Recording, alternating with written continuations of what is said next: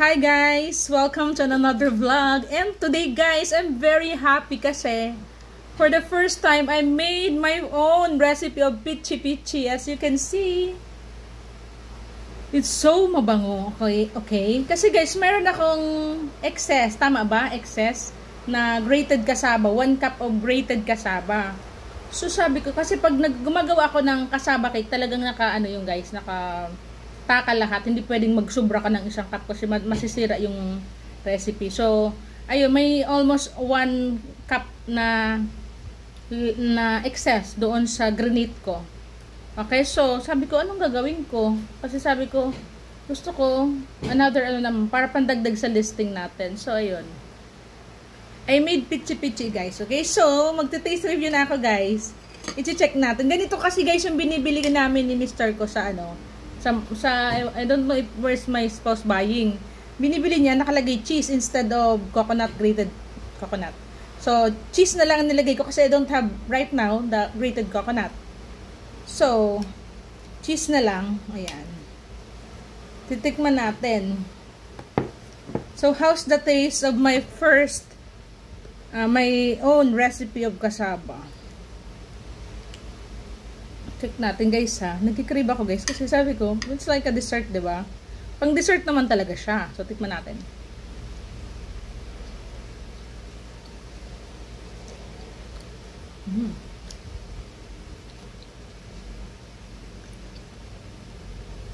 Tama lang yung asukal.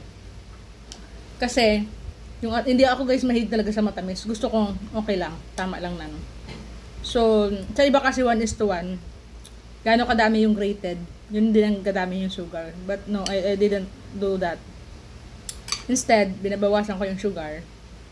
Okay? And para maano yung lasa, cheese na lang. Okay? Masarap siya, guys.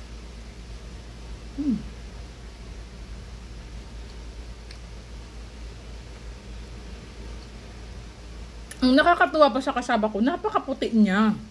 Pero pag naluto mo na siya, ganun na siya. Okay? Sobrang puti ng kasaba na nabili ko guys. Tapos ang ganda niyang i-grate kasi ang bilis lang. I think I haven't made it for 1 hour. Napag-grate ng almost 2 kilos. Ayan. Bilis lang kasi nga ang lambot. Tapos ano.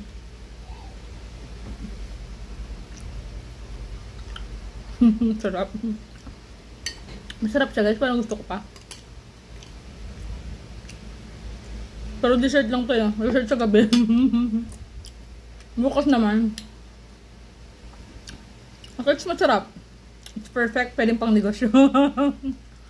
Idadagdag ko sa listing ko and I'll be making another photo shoot for ikakostingan ko to. And idadagdag ko sa listing ko ng food product. Okay? So, ayun guys, meron tayong pichi-pichi. DM me if you want to order guys. Ang sarap-sarap niya. Mas maganda nga guys yung cheese kasi the food will not spoil easily compared to the grated coconut. Kasi yung coconut, mabilis siya mapanis. Okay, so pag cheese, it's perfect.